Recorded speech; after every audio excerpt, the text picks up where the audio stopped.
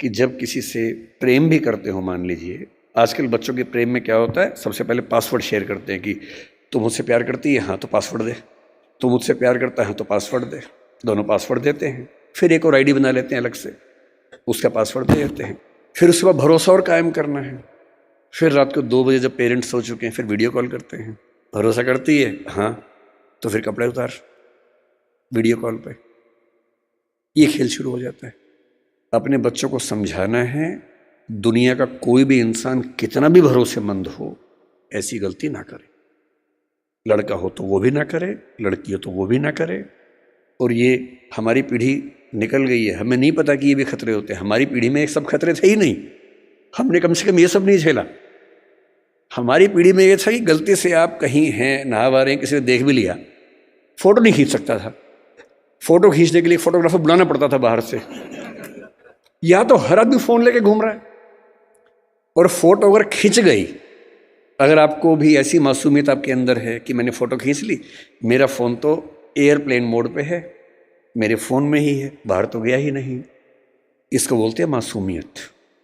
अगर आपने फ़ोन में फ़ोटो खींच ली है और डिलीट कर दिया उसको, अगर आपको लगता है डिलीट हो गई, तो ये मासूमियत है।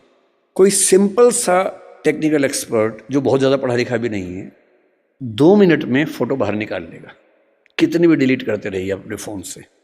और एक बार इंटरनेट पर चली गई तो दुनिया की कोई ताकत उसको परपेचुअल मेमोरी से डिलीट नहीं कर सकती। और दुनिया के इतिहास में जब तक दुनिया रहेगी वो फ़ोटो रहेगी, वो वीडियो रहेगा, कोई नहीं छिप पाएगा, कोई बच नहीं पाएगा।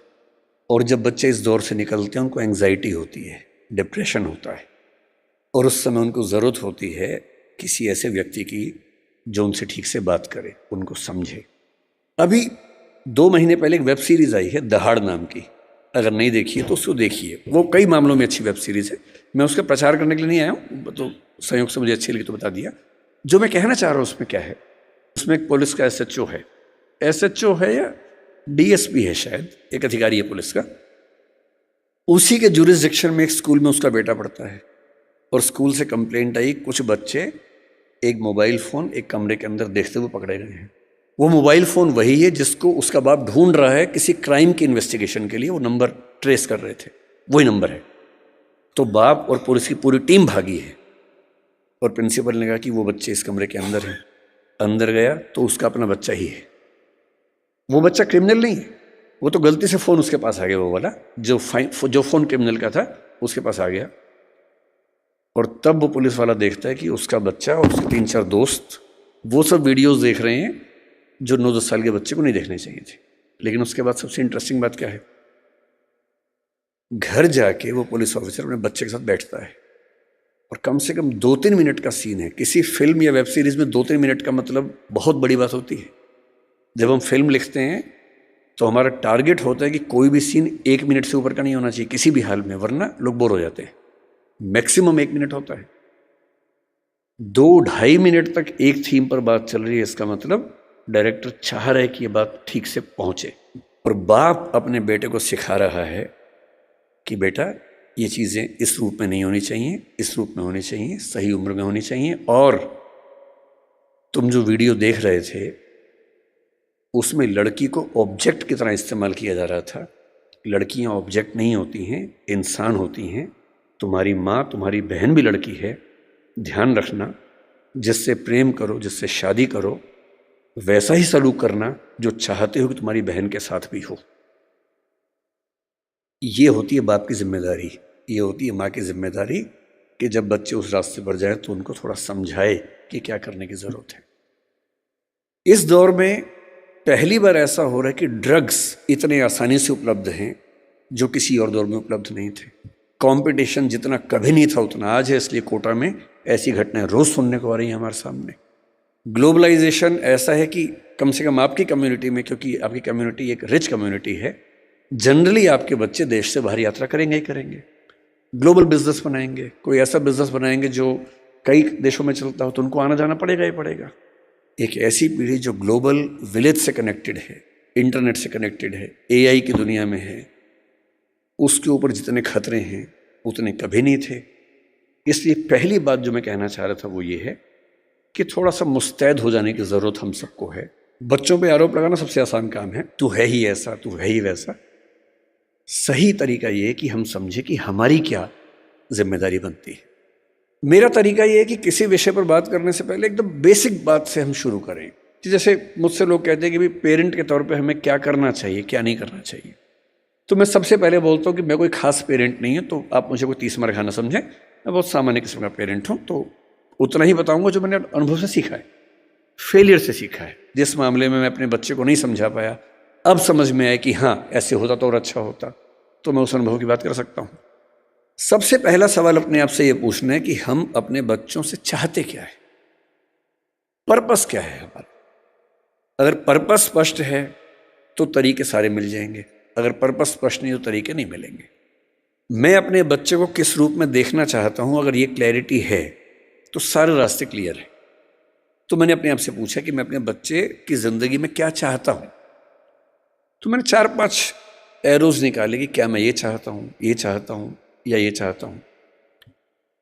एक चीज मैंने सोची कि मैं अपने बच्चे को सफल होते हुए देखना चाहता हूं, सक्सेसफुल। टाइम हो गया?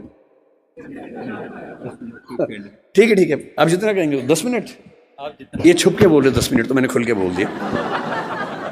तो मेरे सामने 3-4 चीजें हैं कि मैं चाहता हूं कि मेरा बच्चा सक्सेसफुल हो।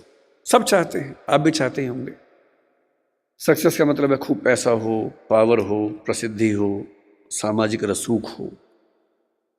फिर मैंने सोचा कि नहीं, मैं ये चाहता हूं कि मेरा बच्चा कायदे का इंसान बने, उसमें एम्पैथी हो, पेरेंट्स से, परिवार से, दोस्तों से, समाज से अच्छा संबंध हो, कमिटमेंट्स पूरी करता हो।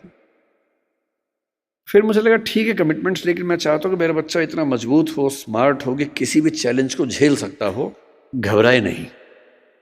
फिर लगा नहीं, मैं ये चाहता हूं कि मेरा बच्चा फिजिकली, मेंटली, इमोशनली फिट रहे, स्वस्थ रहे। फिर मुझे लगा कि सब कुछ हो तो कितना अच्छा है, लेकिन तभी समझ में आया कि सब कुछ तो मेरे पास भी नहीं है, तो मैं कैसे उम्मीद करूं कि बच्चों में हो ही जाएगा। तब मैंने अंत में एक चीज लिखी कि एज ए पेरेंट मेरी सबसे पहली और आखिरी इच्छा ये होनी चाहिए कि मेरा बच्चा खुश रहे जीवन में। इससे बड़ी क्या इच्छा हो सकती है? आप कहेंगे कि हाँ सक्सेसफुल हो और खुश रहे, ठीक तो है, पर मैं ये कह रहा हूं कि कभी कभी ऐसा हो सकता है कि सक्सेसफुल होकर दुखी रहे, और जैसी सक्सेस आप चाह रहे थे वैसी न मिलने के बाद भी खुश रहे। और अगर मुझे दोनों में से एक को चुनना हो कि सक्सेसफुल और दुखी या कम सक्सेसफुल लेकिन खुश, तो एज ए पेरेंट मेरा पहला भाव क्या होना चाहिए? कि वो खुश रहे। क्योंकि मैंने तो ऐसे आईएएस आईपीएस अधिकारियों को देखा है जिन्होंने आत्महत्याएं कर ली हैं, उनसे बड़ा सफल कौन होगा? मैंने ऐसे बड़े बड़े टाइकून्स को देखा है बिजनेस की दुनिया के जो खुश नहीं है, इनसे बात करो तो लगभग रोते रहते हैं रात दिन, लेकिन टाइकून्स हैं, बहुत अमीर लोग हैं। तो मैं ऐसा क्यों चाहूं कि मेरा बच्चा ऐसा हो? तो मैंने एक पिरामिड बनाया जो शायद आपके काम का भी हो। मैं एकदम क्लियर हूं, मैं अपने बच्चे से हमेशा ये बात करता हूं कि भैया मुझे सबसे पहले ये चाहिए कि तुम खुश रहो, बाकी सब सेकेंडरी है। उसके साथ हो जाए तो अच्छा है, नहीं तो मुझे तुम्हारी खुशी से मतलब है, बाकी सब बातें बात की। खुशी कैसे आएगी? खुशी इस बात से आएगी कि मैं उसके ऊपर अपनी इच्छाएं थोपूं नहीं, समझाऊं, परसुएट करूं। अगर मुझे लगता है कि वो गलत रास्ते में, तो मैं समझाऊं कि बेटा ये रास्ता गलत है, रीजन बताऊं, डिस्क्राइब करूं, उसे सही रास्ते पर लाऊं, समझ जाएगा। क्यों नहीं समझेगा बच्चा? पर मैं अपनी जिद में उसके ऊपर उसका करियर इंपोज करूं, नहीं तुम्हें यही करना होगा, तुम्हें इससे ही शादी करनी होगी, तुम्हें ऐसे ही जीवन जीना होगा। तो मैं ऐसे कई लोगों को जानता हूं जो बहुत सफल हैं और अपने माता पिता से, स्पेशली अपने पिता से नफरत करते हैं। नफरत बहुत भारी शब्द है, लेकिन वो नफरत ही करते हैं। वो कहते हैं कि मेरे पिता ने मुझे जबरदस्ती ये विषय दिलवाया, इंजीनियरिंग करवा दी, मेरी इच्छा नहीं थी। मेरे पापा ने मुझे जबरदस्ती आईएएस का एग्जाम दिलवाया, मेरी इच्छा एकदम नहीं थी। मेरी इच्छा सिंगर बनने की थी। क्योंकि मैं पढ़ने में ठीक था, मैं बन भी गया सिविल सर्वेंट। मैं सिविल सर्वेंट हूं, मैं नौकरी कर रहा हूं ठीक से, पर मुझे मजा नहीं आता है। मैं रोज दुखी होता हूं। और आज भी मेरे पिताजी मुझे कहते हैं, उसने कहा कि मेरे पिताजी मुझे रोज़ धमकी देते थे कि अगर ये काम नहीं किया तो मैं सुसाइड कर लूँगा, ये कर दो वरना मैं ये कर दूंगा, ये कर दो वरना मैं वो कर दूंगा। और हमारा पूरा परिवार उनके खौफ में ज़िंदगी जीता रहा। हम सब सफल हैं उनके दबाव की वजह से। पर 3 दिन पहले मेरे पापा ने फिर, ये बात 10 साल पहले की कर रहा हूँ मैं, 3 दिन पहले मेरे पापा ने मुझे फ़ोन किया मेरी शादी के लिए। अब मुझे मार पीट के सिविल सर्वेंट बना दिया है, जो मेरा मन नहीं था। आप कह रहे हैं बेटा लड़की फाइनल कर दी है, इससे शादी करनी है, और मैं किसी को जवान दे चुका था। मैंने कहा पापा मेरी किसी से बात हो गई है। बोले बेटा आत्महत्या कर लूँगा। और उसने कहा कि आज मेरे मन में पहली बार आया कि बोलूं कि कर लो, मैं रोज करूं इससे अच्छा आप एक बार कर लो। मैं 15 साल से कर रहा हूं, एक बार आप भी कर ही लो पापा। अगर इतना इम्पोज करके आपने सफल बना भी दिया तो अपने प्रति जो नफरत पैदा कर लेंगे वो ज़्यादा भारी पड़ेगी। इसलिए बच्चे की खुशी का मतलब है ऑटोनॉमी, उसकी इच्छा का सम्मान। हाँ जहाँ वो गलत है समझाइए, परसुएट कीजिए, कन्विंस कीजिए, दबाव नहीं। जिसकी जिंदगी में एक मिशन हो, अपने मन का काम हो और ठीक ठाक से रिश्ते हों, 2-4, 1-2 बढ़िया दोस्त हों, परिवार ऐसा हो कि जहाँ आके उसको मजा आता हो, शाम को घर आते हुए अच्छा लगे, ये नहीं कि अब रात गुजारने के लिए जाना ही होगा। उससे सुखी जीवन किसी का नहीं है। और इसलिए मेरा तो उसूल ये है कि दबाव डालकर अपने बच्चे से कुछ भी ना करवाना है, ना सोचना है।